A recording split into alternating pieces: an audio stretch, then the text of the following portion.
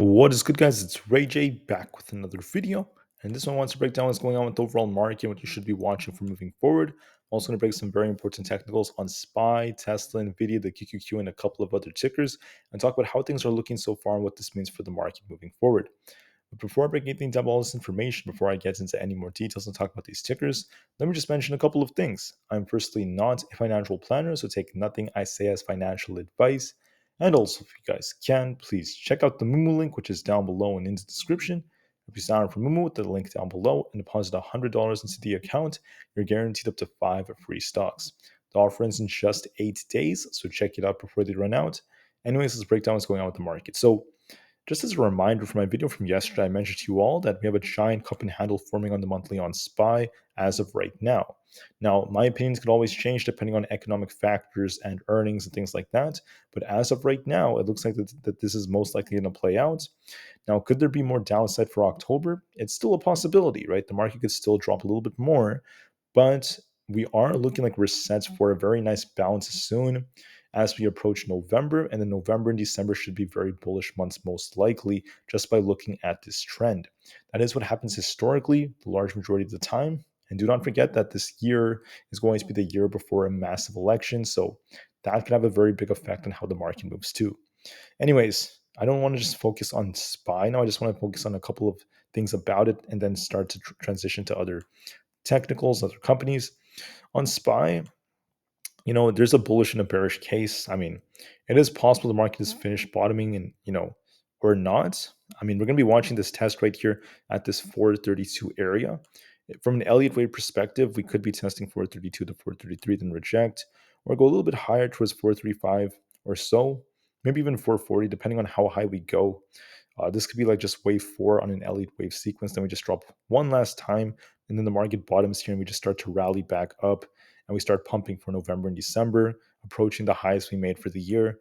That is a real possibility, right? So then I don't want to just scare you guys with this chart. So like we could also see, for instance, this play out where we just kind of like bottom and start to rally and rally to these crazy high levels later on, right? That's a real possibility. It's also possible that SPY has an inverse head and shoulders here. So like maybe it's not an Elliott wave. Maybe this Elliott wave is wrong, and it's more like we have an inverse head and shoulders where SPY has this, this left shoulder here, the head down here. We kind of like pump. If we reject off here and start coming down, then I'm going to be looking for an inverse head and shoulders, kind of like bottom here. Then we start pushing. That could be another possibility. And the last possibility is that we just start breaking out and the market starts uptrending from here and the bottom is in. I'm not leaning so much in that direction because I think there's going to be more sideways price action, but the bulls are going to argue that, hey, we could break this. So it all depends on this test. If we reject off this 433 area, we could drop to like this final low, then start pumping later on. Or we could reject off there and then form the right shoulder and then start pumping after that. Or we could just break this. If we start breaking this, then there's going to be more upside coming. And we could see the market start pushing for much higher levels before we see any form of volatility and things like that. But just wanted to call this out. It all depends on this zone, this 433 retest. That's going to be very key for next week.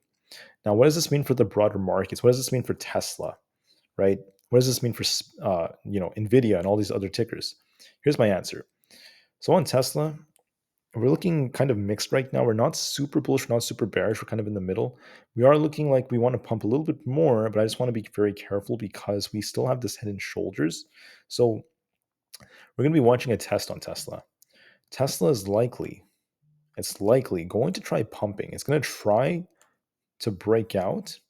It's going to try to invalidate this inverse head and shoulders. If we break 262.5, we get good news. Tesla could be on its way up to 265 plus. If that breaks, 270 is going to be coming, right?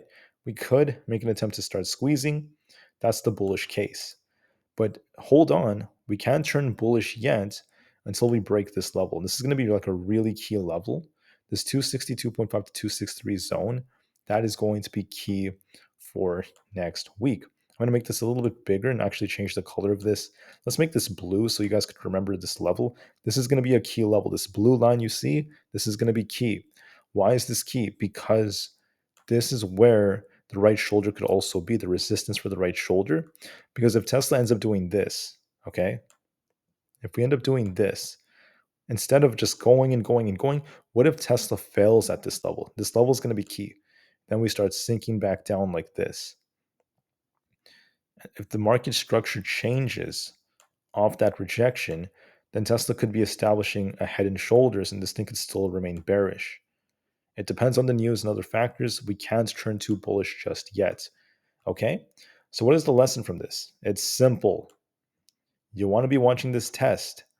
Can Tesla break and hold 262.5 to 263? If it's yes, then Tesla has potential for more upside.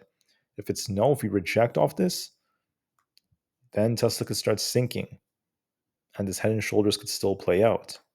Okay, so you want to be open minded going into next week. That test is going to be very, very big for Tesla as we approach the upcoming week. How about Nvidia? How's Nvidia looking? Nvidia was looking quite nice on Friday, but here's the thing. Looking at this trend, it looks bullish. It looks bullish. It's continuing to uptrend, making higher highs, higher lows, higher highs, higher lows. It's not showing any signs that it's done just yet. We got good volume on Friday too. To me, it looks like it really wants to get to this 460 area. So I think because we also have like this inverse head and shoulders right here, right? We have this left shoulder here. We have this head right here. We have this right shoulder. Nvidia looks like as long as it can close and hold above 456 around that area, I could see this thing going for this 460 test up here. And we're going to be watching, can Nvidia try to break out? Can Nvidia get above 464?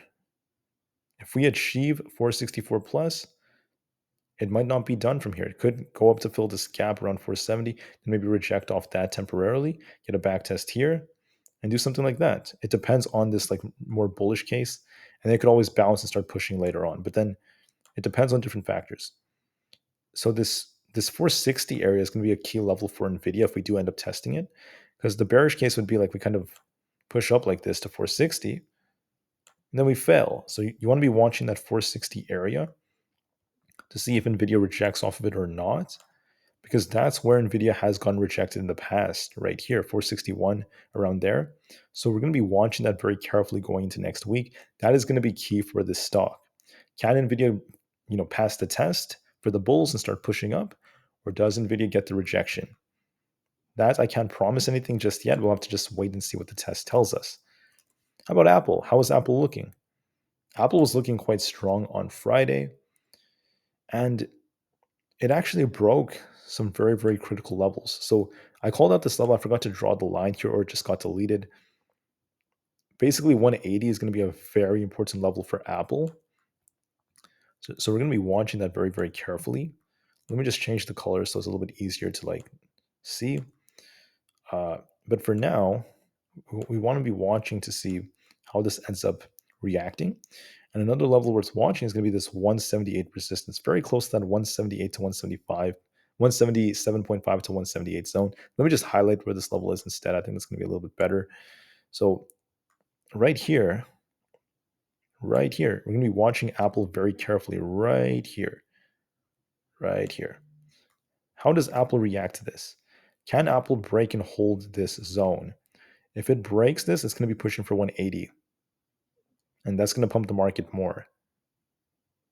And if 180 breaks, there's a gap up to 182 that could also get filled if the market remains bullish. But if Apple rejects, it could come back down to 176.5, then potentially come back to this previous resistance becoming support, which is going to be around this 174 area. So this is going to be a key support right here if Apple ends up coming down. Previous resistance becoming support. Always remember that. What do I think is more likely? Well, we also happen to have a possible rising wedge. So technicals are just all over the place.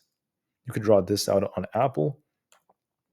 Right, we have this possible rising wedge. They don't always play out though, so no guarantees until we see confirmation. And there's no confirmation of Apple breaking down just yet. So I can't turn bearish just yet on Apple. I'm not bearish. I'm not bullish. I'm going to be watching to see what happens on Monday with all the Fed speakers. And by the way, guys, for Monday, we have like a bunch of Fed speakers. We have Logan, Barr, and Jefferson from the Fed all giving their little speeches. It's going to be very interesting. We're going to be watching to see, does Apple end up breaking below? Does Apple end up failing, or does Apple continue to pump? That's going to depend on many different factors. But I'm just going to be watching this very carefully, especially going into the upcoming week. We can also redraw it like this. It's going to be better. But anyways, for Aapl, we'll have to wait and see. And this is why this zone right here is going to be key. If we break this zone and we keep pushing, Aapl could technically try to get closer to 180. If we reject off this zone, which happens to be very close to the top of this rising wedge, Aapl could reject and start cooling off. It all depends on what happens on Monday. And the best thing to do is not to pretend that we are fortune tellers, that we know for sure what's going to happen. The best thing to do is be patient, wait, and let the charts tell you what's about to happen. That is the best piece of advice I could give you when it comes to like trading and things like that. Let the charts tell you what's about to happen. All right. For the QQQ, what level is going to be key for this thing? Not Q key. What is going to be key for the QQQ? The answer is we have a nice kind of like cup and handle like formation. You can even interpret this as like a double bottom, and we held support quite decently so far. So we have this like nice support on the QQQ. You guys can see the white line right here. That's been acting as support, and we got a nice bounce off of this. Now we're getting very close to this 366 resistance zone. Could the QQQ break this? And if it does break this, I could see it pushing for 368. And this looks like if this cup and handle does have a full measured move and we get above 366, and 366 was this previous resistance slash support from the past historically, what's going to happen is it's going to push for this imbalance, not at 368, but close to like 370. That's going to be like the full measured move. So I could see 370 possibly. And it looks strong so far. Good volume, nice trend. It looks strong. 370 is a real possibility. But let's see if this thing could hold 366 first. If it holds 366, we're going to be pushing for 370 most likely. If you reject off this, I can see it coming back down to reach this 362. So it all depends on that test. From a technical standpoint, it looks more bullish. It looks like it's going to try to get up to 370. But even if it hits 370, that does not mean it's just going to keep going forever, because it could always establish a lower high. So another thing we could do is just take an extended trend line like this, because now it's like the time to start drawing out resistance levels. I could connect this one from like right here. This could be like another level worth mentioning. Maybe a little bit lower. That's sort of like we have this top right about here. So that's one way we could draw it. We can also like draw it a little bit more slanted. I think it's going to be better if I draw it like this, a bit more slanted, and then it just connects just like that. So either way, I mean, it's very close, and we will see what happens at this resistance. If we keep pumping towards this 370 area, depending on how long it takes, we have some tight resistance coming up here. So we're going to be watching this very, very carefully.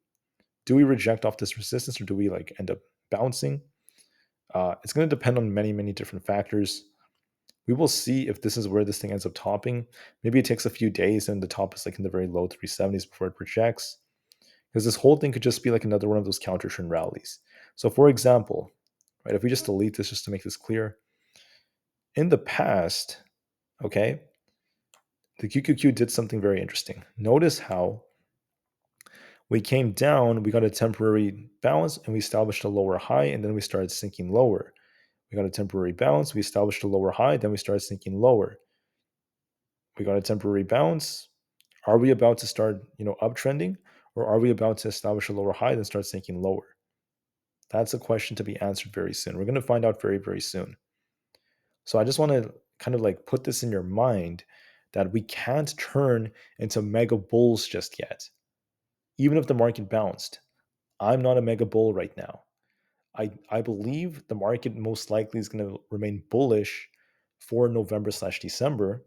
But right now, I'm not getting enough signals and enough confirmations that the market will just continue to squeeze insanely high.